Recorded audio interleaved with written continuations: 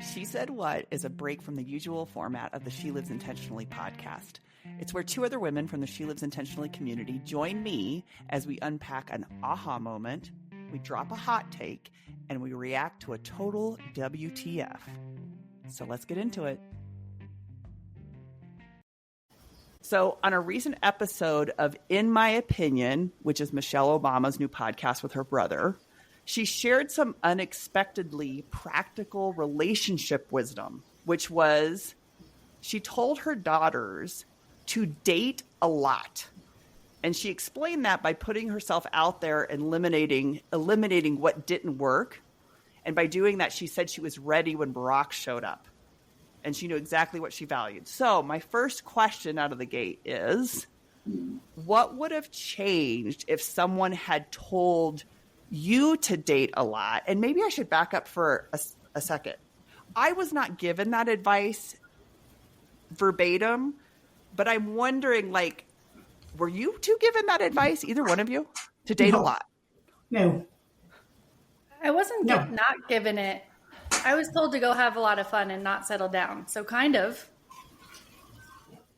I don't know that anybody, as far as parental or older sibling, anybody ever gave me any advice.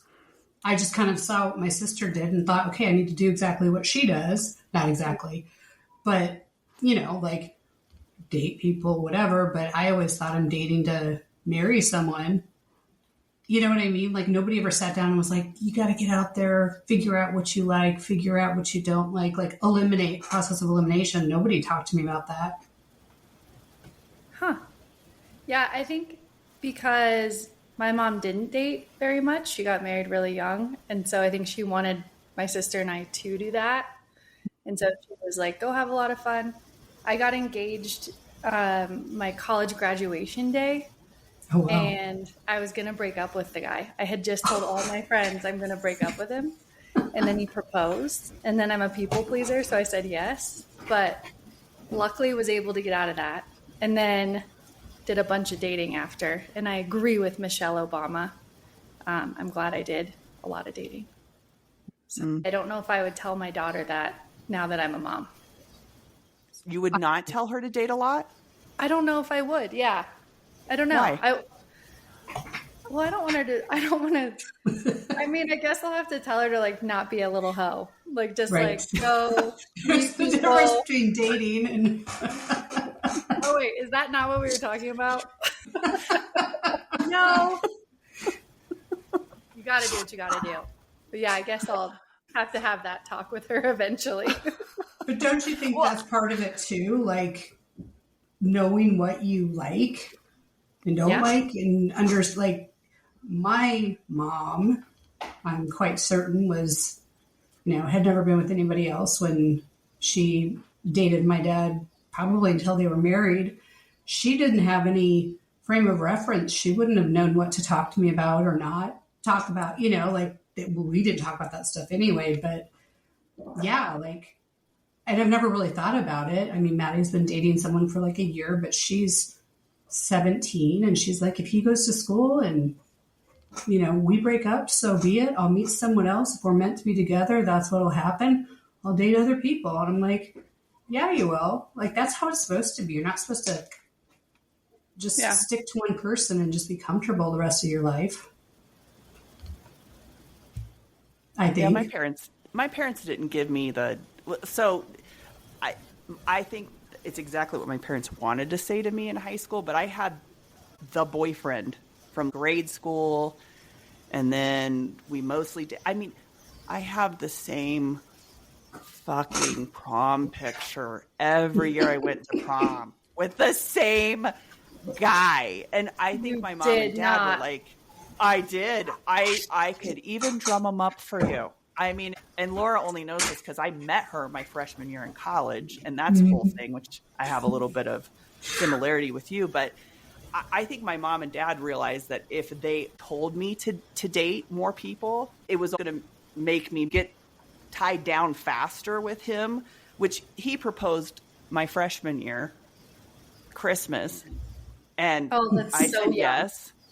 Right. So young. I said yes. And by that spring, after I had finished my first season of basketball and found that, all my other sorority sisters had been experiencing a social life the whole year. I was like, holy shit, there's other guys out here.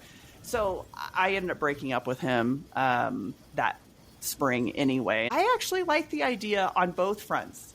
So I like the idea of date around and see what you like. It doesn't mean you have to sleep with everybody, but my God, I mean, I do think that's a double standard that we end up doing with girls, though. Mm-hmm. Is that the first thing was, well, if she sleeps around, she's a hoe. Whereas a guy can do that and sort of figure out who's his right mate. Right. I think it's also really important for girls to date, even, later in high school, college, to learn how to say no and know that it's okay to say no, and know that, and I'm not talking just about sex, but just anything. Like, you don't want to go on a date that night. Like, you don't have to. I think there's a lot of build up around centralizing men in our lives from Disney movies and everything else in pop culture. And so it's interesting to see, like, when you do date more and you get those reps in, say like, oh, actually, I don't like going out for sushi, so I'm going to say no to that guy. Or, you get to know what you don't do and don't like on that level too, what you like to do socially. Saying no and not apologizing for it. Yeah. No, because I don't want to. Yeah. That's or all. No, I have a date with a different guy tonight. Yeah. I'm booked. Whatever it is. Yeah. Right. No, I like that. I mean, I think for me, it's like having had that kind of experience, I think things would have changed in general. I mean, just this concept, which has already been said, of like not putting the focus on finding a mate. So it's like that would have been refreshing for me. It's okay if you said no to that, not just even because you don't want to go to sushi or you're like, I got a date with somebody else. It's like, it's okay if I say no. It's not like time's running out. Mm-hmm. Right. Go Michelle Obama. Okay. Here's your hot take. I'd love to see what your take is on this. Taylor Swift made her first podcast appearance in years by joining her boyfriend, Travis Kelce, and his brother, Jason, on their podcast, New Heights. She announced her 12th studio album, The Life of a Showgirl, and discussed reclaiming her master recordings. Was this a soft power move or something more calculated? Oh, it's something more calculated, always. I don't even know what it means, but I watched the countdown, I watched the announcement, I watched the podcast for 2 hours. It died at the end of 2 hours, or an hour and 60, which I guarantee you means something. But it came back on.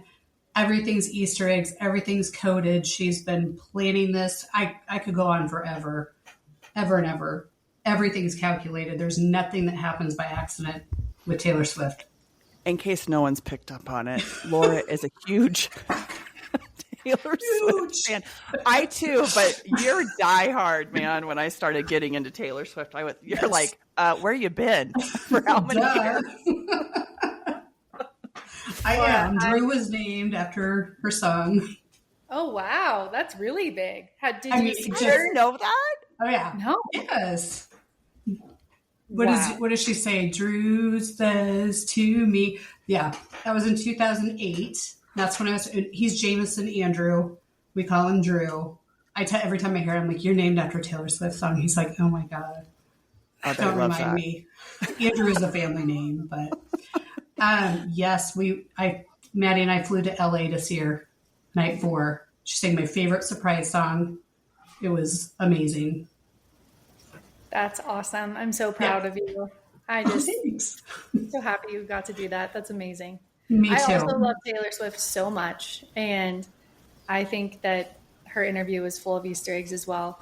Yes. What I couldn't stop watching once I noticed was that she was making direct eye contact with the camera at every moment in her interview, because I don't think she's done a lot of podcasts. So she doesn't know that we're not filming a music video. We don't have to talk into the camera, but she's so used to cameras in her face, and she's so well trained on a camera that she was just speaking directly to me, actually, when I was watching Yes. it, and my soul. Whereas Travis and his brother, I forgot his name, Jason, is that his name? Jason. The sport guy. They're just looking down, being totally normal. And she just felt very performative in a great way. In the best way. In the best way. I love her. I think the best part is what, Robyn, you just did. You're like, what's the brother's name again? Yeah. All these people that are watching this podcast because Taylor Swift was on it. They're like, who are these guys again? I've always loved her music, but I didn't realize all these things that she puts out, hints and all this stuff. So I just feel like I'm trying to catch up in the last 3 years at this point with Taylor Swift. So I didn't notice that stuff because I'm probably just not in tune enough. But the entire time I'm thinking, she's a PR genius. I've always said the dream would be that you don't even have to promote yourself, because if people were talking about you or your business or whatever you were doing, like they talk about Taylor Swift, but then it gets me thinking back to a little bit of how I kicked this part off, which is, but is that calculated? And it's just so good. I don't even see the strategy behind it. Like, if you both really follow her and love her like that, what is your take on that? Is that, like, how much of this are we seeing? I think it's all her, but like, how much are we seeing where it's just like happening? Or is it something of like, it's happening, but I'm going to make sure it happens in this way? I mean, people in college can now take courses on Taylor Swift and like the marketing genius behind Taylor Swift. So that's a really big question, and I haven't gone through it. But as having a marketing background and everything she does, I think about that too. Just like, how did she get here? Is this magic? How come everything she touches turns to gold? What's happening here? I don't have the answer, but I do think it's really, truly, she's that on fire. Like, she's that amazing that she really does just light up the room. I don't think it's like this huge strategy behind it. Like, I think once you get to that level of fame and that level of so many people are in love with you, there's not much you have to do from a marketing standpoint. Just follows you. I think, yes, I think I would say probably, and I could be totally wrong, 10 to 20% of the things just happen and people can tie it back and be like, ooh, she knew this, 5 years ago, 3 years ago, 2 years ago. And you look, she starts to talk about like numerology and how this equals this equals this. And then you see these people, especially on TikTok. I mean, they are like mathematicians, and they're breaking down 124 days from today and 124 days ago. You put that together, that's 248 divided by 6 equals 6, which is September. It's crazy. And she's like, she watches some of this. She says she doesn't like get into the social, but her people watch this stuff and they're like, ooh, I bet we could do something with that. But then there's stuff like the stage was the key to the padlocks that were on her website this last week to unlock these different albums and vinyls and all this stuff. I mean, like everybody, how many tens of thousands of people went to these concerts, watched the grainy live streams. Nobody realized that was a key. Nobody realized that the door behind her was the karma door. Like, there are so many things that she does that 3 years later, people are like, oh my gosh, it was right there in front of us. And it's just like, it's amazing. I wish I had half her brain. It's so crazy. Well, her songwriting ability, that's what I've started to look at is the lyrics and just the brain power behind that with all of her songwriting is just incredible. You could almost strip the music away and she could be a poet. She could be someone who you just read her work. Of course, it's awesome because she's putting it to music. I wanted to talk about the marketing aspect, but I also think about the influence she has as a woman. I think when we were first starting to watch her, because she started so young in the industry, and maybe that was me where I didn't pay attention to it as much because it wasn't that I was growing up with her music like others have done, or have had daughters that have grown up with it. But I look at all the things that she's doing for women. What do each of you think is something that's really special about her? What is it that you think is influential? I think a couple of things. I think it's layered. I think she's a brilliant business person. I think that, I don't know if she's self-taught, if it's just ingrained in her, if it's just something that she just knows. I think she's incredible at that. But I also think that she is a good person and she's done the right things. And I think she's just so good. And everybody that you talk to that's met her says she's genuinely just a good person. I think they've just been so intentional and smart and specific. I mean, she's only seen when she wants to be seen. Paparazzi, they only get pictures when she wants that to happen. I just think she's calculated and smart, and I don't think we've ever seen anybody like it. I agree with all of that. She just has really shown that you can overcome and change throughout your career. Like if you think about, when she first started, she was kind of like, not as outspoken. Obviously she had the whole, who called her out on stage? Why am I forgetting his name? Kanye West. Kanye called her out. And she just, that did upset her, but then she reinvented herself over and over again, and she just always comes out on top. And I think that's really nice to see. Like you get knocked down, but you can get up again, as somebody said.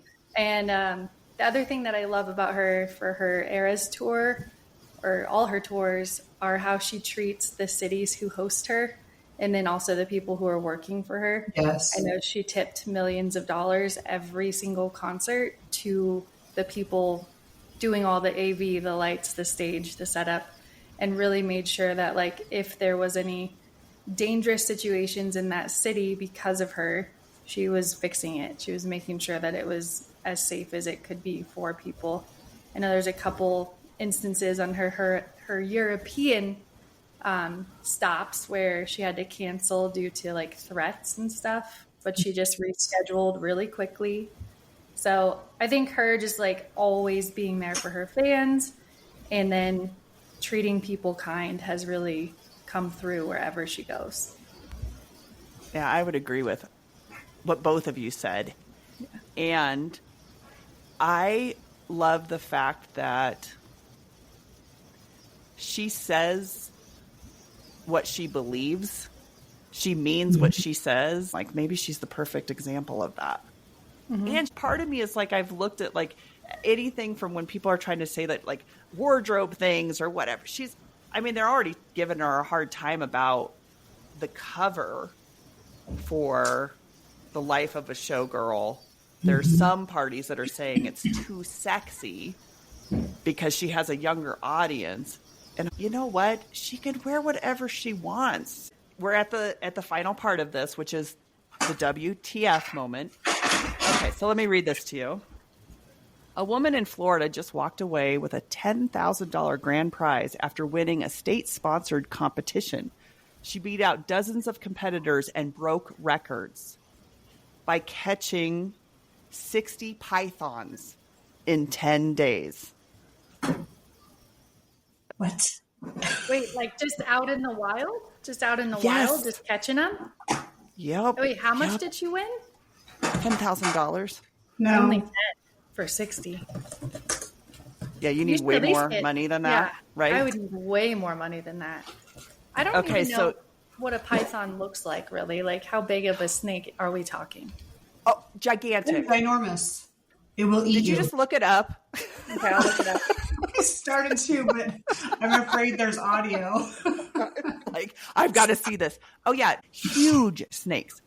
Huge. Wait, can I ask one more question about the python real quick? Yes.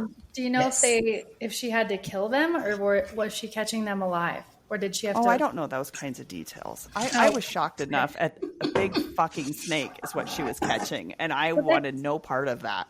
I think I would do it if I didn't have to kill them. You would You go catch catch snakes? pythons? I mean, I like a challenge. I'm very competitive. Snakes don't bother me that much, to be honest. I wouldn't do spiders. Like I wouldn't catch a spider. Or I'd a catch rat. spiders, not a rat. Yeah. Spiders all day long. Yeah. I am speechless at both of these. Okay, wait a minute. I thought I'd get way different reactions from this, but this is actually better reactions, I think. The fact that you, Robyn, are going to go catch these big-ass snakes, and Laura, you're like, not snakes, but I'll take spiders. Every day of the week. I think it sounds kind of like a fun adventure, too. Like, I'm kind of sick of my computer. If I, could just go out there and hunt something weird all day, but didn't have to kill it, because I don't want to kill animals. But if I could make a special snake trap box and trick it into there, that'd be fun. Then what are you going to do with it? Outsmart it. Well, then could I hire someone to take it away? Do I have Yes, with your $10,000, you can. Yeah, I'll find. It's Florida. I'll find somebody to do it for $20. Right. Robyn's like, I'll subcontract that out. Yeah. I wouldn't want to do either one of those things. I just thought of this.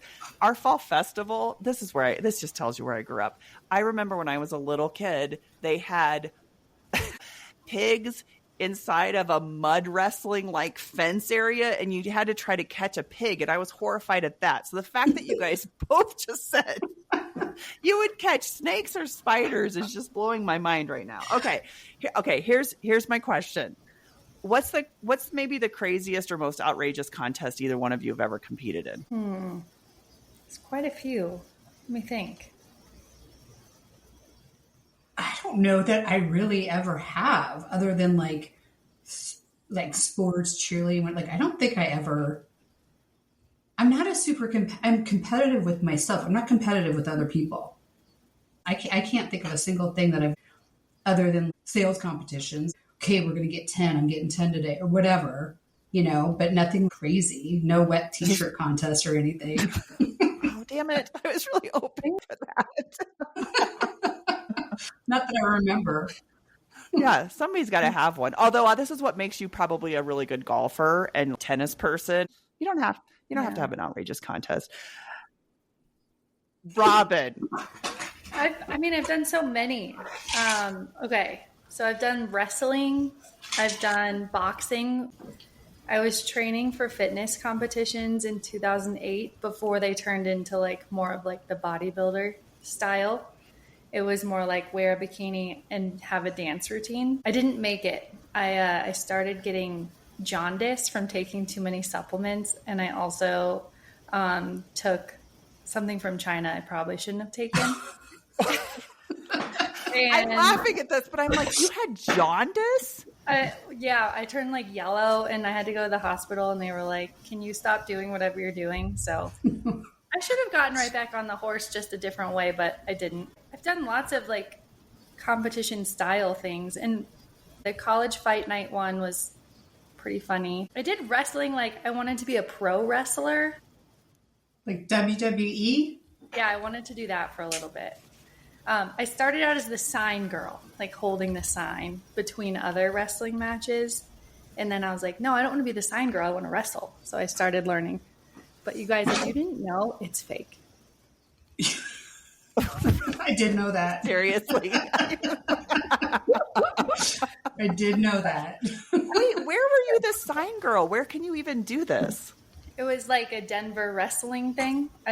Again, my 20s were really weird. So I want to go back and remember. relive your 20s with you. But if you were going to catch snakes. But I would do all this stuff. Your boxing thing in college, I think is cool. Bodybuilding, I don't want jaundice. Yeah, it was pretty fun. I don't know. There's so many. I would say yes to most challenges, I'd say, because it's fun. Okay. If you were to compete in something, what would you do? I'm torn between a really high stakes blackjack tournament and then also between the fitness competition, because I've always really wanted to do that. I love when there's deadlines. I love when things are really hard physically. I like to push myself. I like to see if I can do things with the nutrition side of it.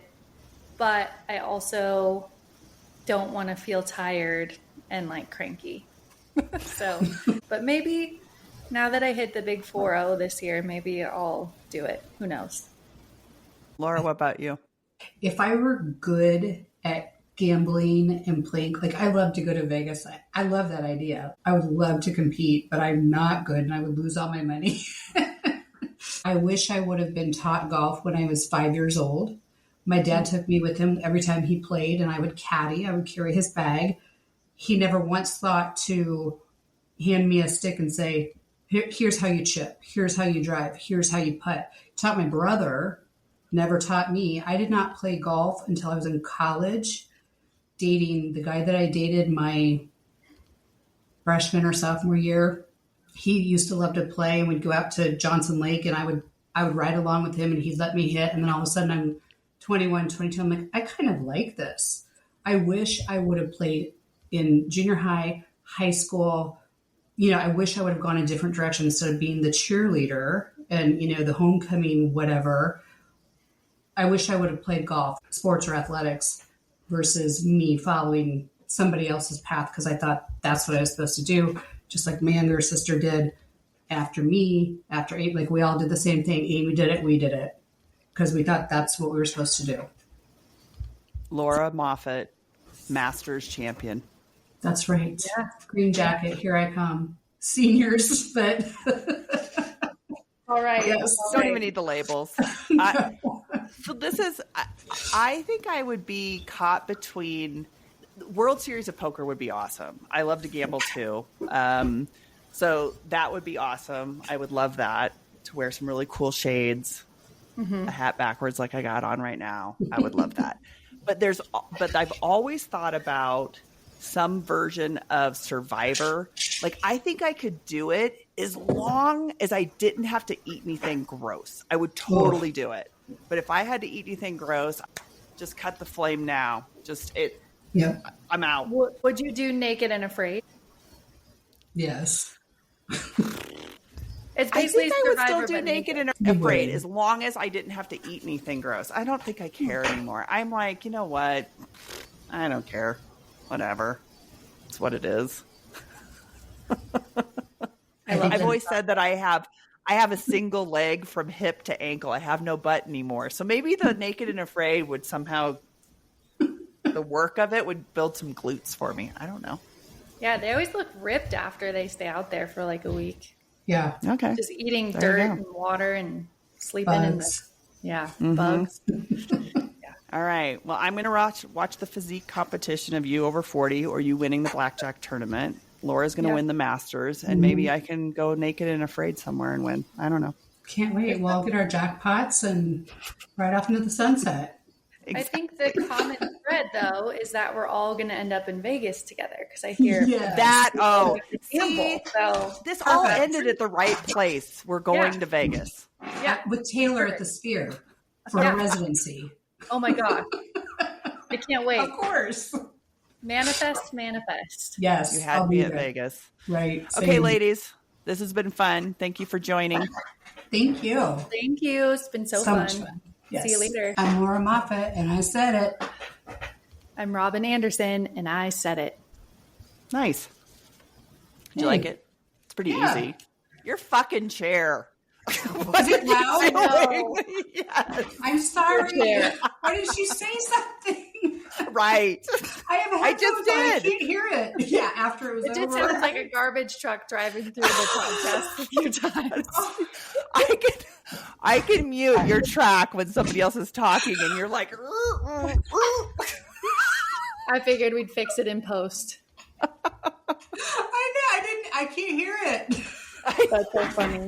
Just get these big ass headphones over. It's good. It's fine. You didn't do it that much. Yeah, that was funny. That's hilarious. If this conversation made you think, laugh, or say, I needed that, come see what else we're talking about at sheliveintentionally.com.